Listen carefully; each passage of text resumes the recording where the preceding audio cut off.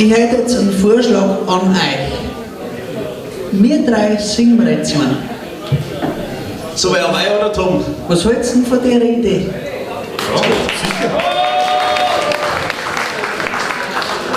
Packen wir unsere eigentliche Nationalhymne, und zwar das Waidler Herz. Genau, das hätte ich jetzt auch gesagt, Tom. Wie oft haben wir es uns schon gespielt? Überall eigentlich, um uns zu singen, gell? Ja. Da geh einfach. Ja, genau. Aber nur wenn du drauf bist.